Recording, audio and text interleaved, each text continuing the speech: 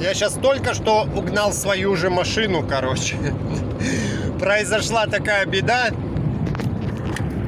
Провернула ключ. Автомобиль у меня Калина.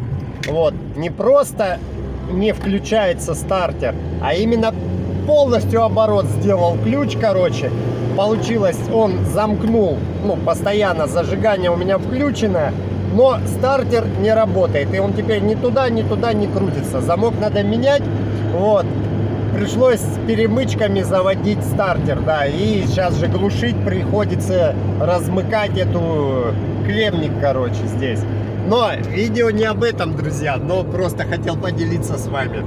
Едем мы с вами на один объект, он уже вам будет сейчас знаком моим постоянным зрителям. Везем туда ветрогенератор. Вот. Монтажа в этой серии не будет, сразу говорю. Кто ожидает и, ну, чтобы не расстраивались, можете выключаться уже. Но мы проведем там вновь разведку на этом объекте, потому что в том году я там делал монтаж в одном месте солнечных панелей с инвертором, с аккумулятором. А теперь уже там произошла реконструкция, даже, наверное, строительство нового помещения. И вот там сейчас надо заново рассчитать и солнце, и ветер, и место установки аккумуляторов, инвертора, контроллера заряда для ветрогенератора. В общем, поехали. В том году я здесь проложил очень хорошую дорогу, главное короткую до места, по полям. Потому что по дороге длиннее почти на 20 километров, может быть быстрее. Ну, в общем, я тут застрял немножко, сейчас как раз у нас тут это душица, или как она правильно называется. Так, пахнет тут и мята перечная в полях, и душица вот это вот. Сейчас нарву. В общем, не смог я проехать здесь, потому что дорога превратилась после наших весенне-летних дождей вот что-то вот в такое. И дальше еще хуже оно там начинает. Глубокие вот такие промоины. Это, вот, ну, не самое, короче, то мелкое, и вот это не самое глубокое. Вот так их промыло. Соответственно, я тут могу как бы остаться. Оставаться я тут не хочу. Вот, еще с таким замком непонятным. Так что возвращаемся назад и едем по трассе на место. Ну, тут красиво, конечно. Красиво, безумно. Так. Перемычечка вот такая. И нейтраль. Аккуратно тут вот по полю. Надеюсь, не нырнем никуда.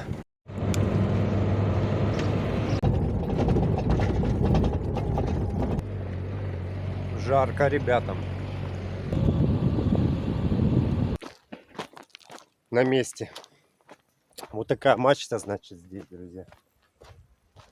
Мачта четырехугольная, с лестницей. Ну, я планировал трех и с растяжками, но люди пошли немного другим путем. Ну, я думаю, это прочность здесь не лишняя. Вот. Мой треугольник, конечно, по сравнению с этими уголками так себе. Но, говорю же, он должен нормально держать. Конечно, здесь бы еще бы укосины приварить. Вот, это не я приваривал. Вот тут вот как-нибудь, чтобы вот эту часть, вот где болты, отверстия вы видите, вот, чтобы тоже усилить. Но это я отдельно поговорю и по факту. Только вот еще момент. Они его приварили. Я переживаю, что мачта будет наклонена. Но если даже будет наклонена, мы выберем шайбами вертикальное положение. То есть тут получается зазор больше между мачтой и уголком. А здесь заподлицо, видите? Вот так. Но подкладывая шайбы, я такой вариант предусматривал, мы выровняем вертикальность ответной части, которая пока у меня. Так, давайте для памяти длину мачты, высоту точнее. Так, 5 у нас вот до сюда. И 5, наверное, будет отсюда. Нет, не 5, 3,70. Ну, короче, 8 метров. С учетом то, что тут часть будет заливаться в бетоне.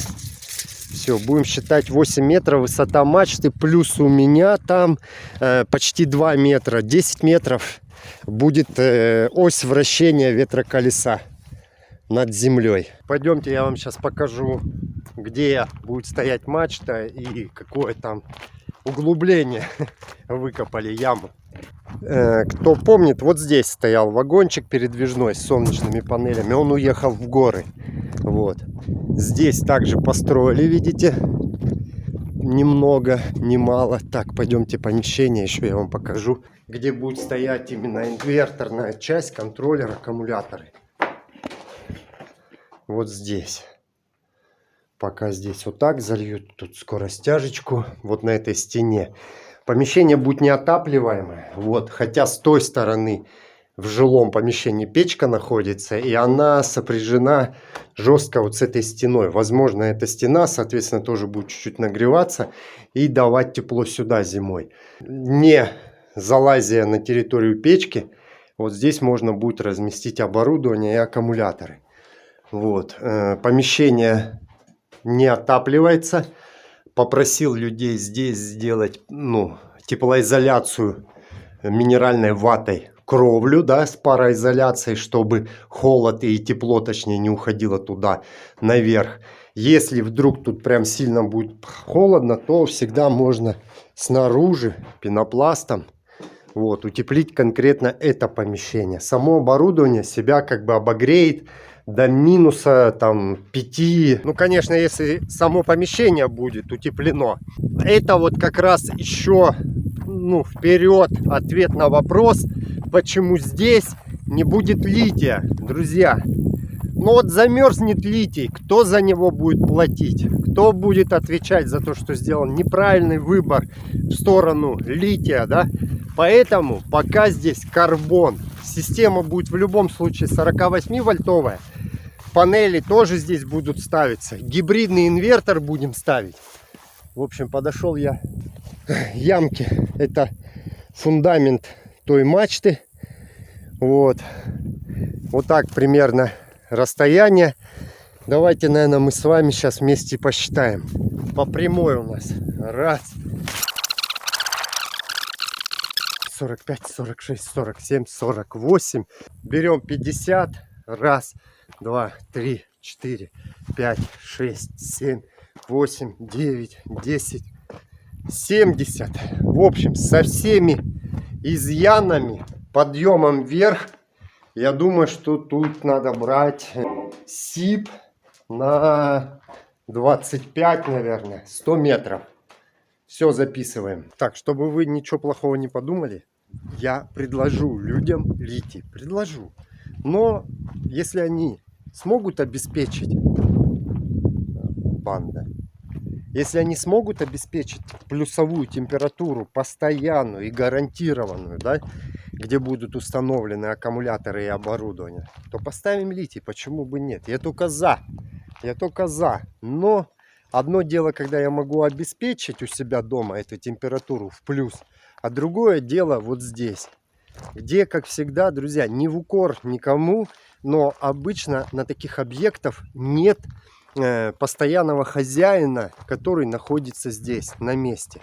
Вот так. Вот. И причем хозяина как в прямом, так и в переносном смысле. У людей свои заботы, скот, там другие дела, возможно, уедут на какое-то время отсюда. А система должна работать безотказно в любую погоду, в любое время года, суток и всего остального. Вот на этой крыше, сейчас я ее посчитаю, будет устанавливаться еще поле солнечных панелей. В любом случае тут солнечные панели тоже нужны. То есть это не так, что типа там, хейтеры сейчас начнут. Вот они ветряк поставили, а им не хватает, нужно солнечные панели. Друзья, не ведитесь на эти, манипуляции. Это будет солнечная ветреная электростанция. И ВЭУ здесь будет, и СЭС. Да, еще забыл, и бензогенератор там будет также, помимо солнечных панелей и ветрогенератора. Знаете почему, друзья? Потому что на этом объекте мы не пиписьками меряемся. Это реальный объект, где живут люди. И здесь нету такого. они не полностью на альтернативе живут, они бензогенератор заводят. То есть вот эти детские такие реплики здесь просто неуместны. Здесь нужна людям энергия. Тем более, смотрите, сколько тут места для установки солнечных панелей. Вот. То есть даже если их вот здесь, вот по этой части установить, вот, на рамах в длину, будет отлично. Дальше здесь будет еще вот навес. Можно и второй ряд панелей поставить. Так что посчитаю сейчас, ну, минимум такой там на киловатт, на 1,5 даже, наверное. Это минимум. Надо бы, конечно, и побольше на зимний, да, период здесь. Здесь очень пасмурно, но ветрено. И вот я надеюсь, что ветрогенератор, он будет очень существенно здесь помогать вот в осенне-зимний период. Шурупы вот эти кровельные, они так закручены в беспорядочном порядке. Беспорядочный порядок, беспорядочный. Вот, но я думаю, можно будет здесь найти обрешетку. Она частая, тут даже меньше, чем полметра идет. Вот, видите, тут шаг вообще небольшой. Вот так просто в торец положил бумажечку, продавил пальцем, грязным обязательно, чтобы следы оставались. Все, вот это у нас профиль, который здесь. Эти данные по профилю, да, нужны для того, чтобы понимать, из какого профиля, из трубы профильной, точнее, из какой потом сделать здесь вот эти подпорные треугольники для расположения панели. Все, друзья, возвращаюсь домой. Ветрогенератор я оставлять не стал там, потому что там незаконченные помещения, его будут постоянно перекладывать из-за ремонта внутреннего. Дома он у меня себя будет чувствовать надежнее. По мачте тоже есть там нюанс. Оголовок приварили как-то странно. Но мы поговорили там с мастерами, с ребятами, которые будут ставить, бетонировать мачту. Последовательности, как надо выровнять вот этот оголовок, чтобы он был в горизонте. Сама мачта там тоже ферменная, и она сужается кверху относительно низа. Соответственно, вертикальность по стойке самой мачты определить там будет невозможно. Поэтому нужно будет как-то подвешиваться либо в люльке, либо на манипуляторе и измерять именно вот эту ответную часть, площадочку, куда будет прикручиваться моя часть, да, в горизонте. Ну, я думаю, вы поняли, о чем я. Вот так. Подготовительных работ там еще много, но сюда я не зря приехал, потому что теперь знаю все расстояния, по факту уже видел помещение. И сейчас буду делать расчет на все недостающее оборудование. Аккумулятор, инвертор, проводники, коробки, расходники и все такое. Вот такая, друзья, разведка. Кому было интересно и познавательно, вам спасибо за просмотр. Вот. Кому не интересно, ну что, ребят, нет предела совершенству. Буду по вашим рекомендациям дальше развиваться. Главное, оставляйте комментарии и говорите, что не так и где мне улучшить свои видео. Все, всем пока!